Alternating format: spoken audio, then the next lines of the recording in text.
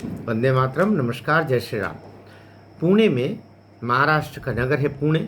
ऐतिहासिक नगर है, बड़ा ही प्राचीन नगर है, शौर्य का नगर है। ये शिवाजी महाराज का, पेशवाओं का नगर है।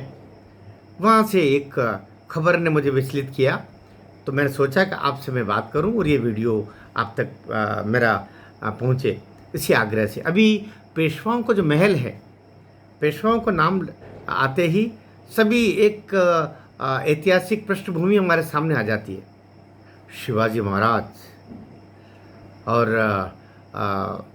उनके अनंतर जो कुछ हुए, संभाजी महाराज, जिन्होंने अपने पिता की परंपराओं का, पिता के गर्वित इतिहास का पालन करते हुए उसी रास्ते पर चले जहाँ शिवाजी महाराज चलते थे। और हमने सावा फिल्म देखी ना, संभाजी महाराज ने का साक्षात रूप प्रकट हमारे सामने हुआ था। संभाजी महाराज फिल्म में अकबर ने क्या किया, इन टुच्चे 4.5 फुट 5-5 फुट के, है ना, इन नपुंसकों ने किस तरीके से धोखे दिए हमारे राजाओं को, हमारे पेशवाओं को, विशेषकर संभाजी महाराज को, और किस तरीके से धोखे से उनको पकड़ा और क्या कुछ हुआ वो हमने देखा। पेशवाओं का महल पुणे में बड़ा प्रसिद्ध है, बड़ी बड़ी चौखंडियाँ हैं, बड़ा। अब तो वो भीतर जो चौगान है, बहुत कुछ है वहाँ पर। 3-4 विधर्मी औरतें जानबूझ कर के गई और कहते हैं कि ये मज़ार पहले नहीं थी, मज़ार एक मज़ार नुमा कुछ वहाँ पर बना दिया, एक को वो सब बना बनू के रख दिया। और उसके पास में कोई पेड़ वेड़ था, वहाँ पर वो अपने अल्लाह का स्मरण करने के लिए जो भी उनकी प्रार्थना का तरीका होता है वो करने लग गई। तो ये वीडियो बाद में बाहर आया तो तय बात है, विरोध होना था।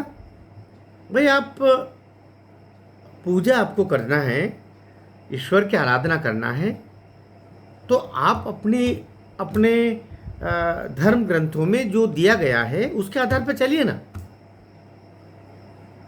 आपका धर्म ग्रंथ जो बोलता है, भैया अरब कंट्रीज से इस्लाम आया है, ये तो मानेंगे कि नहीं मानेंगे? और आपकी पुस्तक क्या है वो भी आपको पता है। किस किताब में लिखा है कि कहीं पर भी आप इबादत शुरू कर दो? इबादत के स्थान तय है। और आपने तो एक और काम कर रखा, जिसके कारण से सरकार के और दुनिया के और सारे नागरिकों के कान खड़े रहते हैं। आपका ये है कि आपको गलती से भी कहीं बिठा दिया या अनुमति दे दी सदाशयता दिखा करके, बड़ा दिल दिखा करके, तो आपने अभी वहाँ पर आपकी इबादत की और बाद में आप बोल दोगे कि ये तो हमारी जगह हो गई, हमने इबादत की थी, अब ये वक्फ की संपत्ति हो गई। फिर आप उस वक्फ का अधिकार जमाना शुरू कर दोगे और यही वीडियो और यही फोटो और इन्हीं को लेकर के आप कहना शुरू कर दोगे ये तो हमारी है, हमने किया, ये देखो हमारा। और ऐसा सब अभी तक तो होता रहा है, यद्यपि अभी अब ऐसा होगा नहीं। वक्फ संशोधन बिल के आने के बाद में अब ऐसा नहीं संभव है, लेकिन पहले आप यही करते रहे। या तो आपको पता नहीं कि अब वो सिस्टम खत्म हो गया, नया वक्फ बिल आ गया और पास हो चुका है। अब तो आपके ज़मीन ये वो सब आपके मालिकाना सब होगा, तब जाकर के वो भी नेट पर आपको दिखाना पड़ेगा और उसके भी जांच परख होने के बाद में प्रमाणित होगा, तब माना जाएगा कि ये आपकी है कि नहीं है। वरना तो अब तो डंडे मार के भगा देंगे। तो अभी वो उन्होंने प्रयास किया और जिसके कारण से कुछ लोग गए, फिर वहाँ पर गोमूत्र का छिड़काव किया, गंगा जल का छिड़काव किया, उसका शुद्धिकरण किया। हमारे पुणे की सांसद गई, बहुत सारे लोग गए।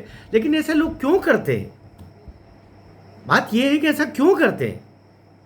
अजीब बात है। जो अपना है वो तो है, दूसरे का भी मैं ले लूँ, ये चीज़ जो इस्लाम में है, यही कष्ट का कारण है।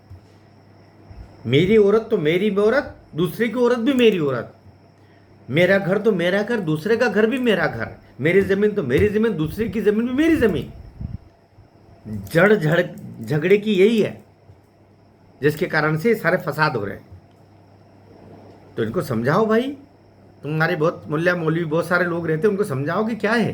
लेकिन मुल्ला मौलवी क्या समझाए, जड़ तो वही है, भड़काने वाले भी वही है।